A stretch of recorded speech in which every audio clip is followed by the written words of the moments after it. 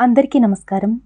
ప్రతిరోజు ఆఫీస్కి వెళ్ళి వారమంతా బిజీగా ఉండే వర్కింగ్ పర్సన్స్కి రోజు చపాతీలు చేయాలంటే కష్టంగా ఉంటుంది.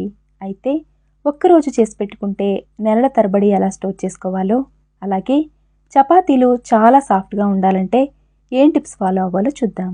ఇక్కడ నేను మిక్సింగ్ బౌల్లో 3 కప్పుల గోధుమ పిండి తీసుకుంటున్నాను.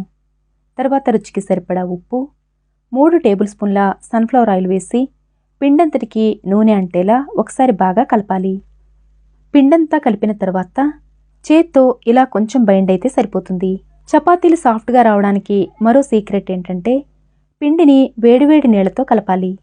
పిండి జారైపోకుండా కొంచెం కొంచెం వేడి నీళ్లు పోసుకుంటూ, ఇది వేడిగా ఉంటుంది కాబట్టి ఇలా ఏదైనా కర్రతో గుండ్రంగా తిప్పుతూ కలపాలి. పిండి గట్టిగా గానీ జారుగా గానీ కాకుండా సరైన కన్సిస్టెన్సీలో కలుపుకుంటేనే చపాతీలు సాఫ్ట్గా వస్తాయి. ఇలా వేడి నీళ్లు వేసి కలపడం వల్ల పిండిలో ఉండే జిగురు తగ్గి చపాతీలు సాగకుండా సాఫ్ట్గా ఉంటాయి. ఇది కొంచెం చేతితో తాకగలిగినంత వేడిగా ఉన్నప్పుడు ఇదంతా సాఫ్ట్గా అయ్యేలా చేత్తో ఒత్తుతూ కలపాలి. పిండి సరైన కన్సిస్టెన్సీలో ఉంటే కనుక చేతికి ఏమాత్రం అంటుకోకుండా ఇలా ఉంటుంది.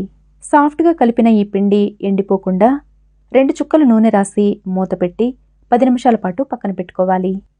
ఇప్పుడు మూత తీసి పిండి మరోసారి బాగా కలిపి కావలసిన సైజులో ఉండలు చేసి ఒక్కొక్క ఉండ తీసుకుని చపాతీలా ఒత్తుకోవాలి. అయితే మిగిలినవి డ్రై అయిపోకుండా ఎప్పటికప్పుడు మూత పెట్టుకుంటూ ఉండాలి. ఇక్కడ నేను వాడిన 3 కప్పుల పిండికి 14 చపాతీలు అయ్యాయి. ఇప్పుడు చపాతీ పీట మీద కొంచెం పొడిపిండి చల్లుకొని ఇవి మరీ మందంగా గానీ పల్చగా గానీ కాకుండా మీడియం సైజులో ఉండేలా ఒత్తుకోవాలి. ఇవి మరీ పల్చగా ఒత్తితే అప్పడల్లా ఎండిపోయినట్టుగా అయిపోతాయి. అలాగే మరీ మందంగా ఉంటే సరిగా కుక్ అవ్వవు.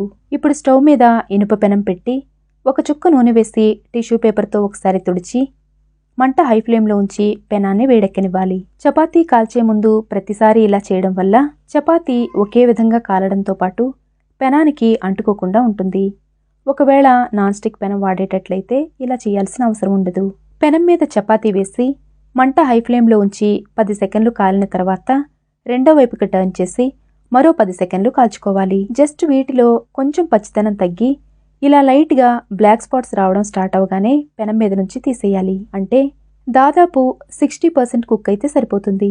ఈ వేడివేడి చపాతీని నేరుగా ప్లేట్లో వేసినట్లయితే ఆవిరి పట్టి చపాతీ తడిసిపోతుంది కాబట్టి ఇలా ఏదైనా క్లాత్ మీద వేసి కొద్దిగా చల్లారిన తర్వాత స్టోర్ చేసుకోవాలి. ఇక స్టోర్ చేసే పద్ధతి కూడా చాలా ముఖ్యం. ఇలా చపాతీకి సరిపడినంత గుండ్రంగా ఉండే బాక్స్ తీసుకొని ఇందులో కాటన్ క్లాత్ వేసుకోవాలి. ఈ బాక్స్ని ఫ్రిడ్జ్లో పెట్టినప్పుడు కండెన్సేషన్ వల్ల బాక్స్ లోపలికి తేమ వచ్చి చపాతీలు తడిచిపోకుండా ఈ బట్ట ఆ తడిని పీల్చుకుంటుంది. ఇలా చపాతీలన్నీ వేసి పైన బట్ట కప్పి గాలి తగలకుండా గట్టిగా మూత పెట్టి ఫ్రిడ్జ్లో పెట్టుకోవాలి. వారం రోజుల పాటు నిల్వ చేసుకోవాలంటే నార్మల్ ఫ్రిడ్జ్లోనూ, 3 నెలల పాటు నిల్వ చేసుకోవాలంటే ఐస్ గడ్డకట్టే డీ ఫ్రిడ్జ్లోనూ పెట్టుకోవాలి. ఇక ఎప్పుడు కావాలంటే అప్పుడు కావలసినన్ని చపాతీలు తీసి బయట పెట్టి కొంచెం చల్లదనం తగ్గిన తర్వాత బాగా వేడెక్కిన పెనం మీద వేసి మంట హై ఫ్లేమ్లో ఉంచి గబగబా తిరిగిస్తూ కాల్చుకోవాలి. కావాలంటే నూనె గానీ నెయ్యి గానీ వేసి కాల్చుకోవచ్చు. అయితే ఏమాత్రం తక్కువ మంట మీద పెట్టి కాల్చినా ఇవి అప్పడల్లా గట్టిగా అయిపోతాయి.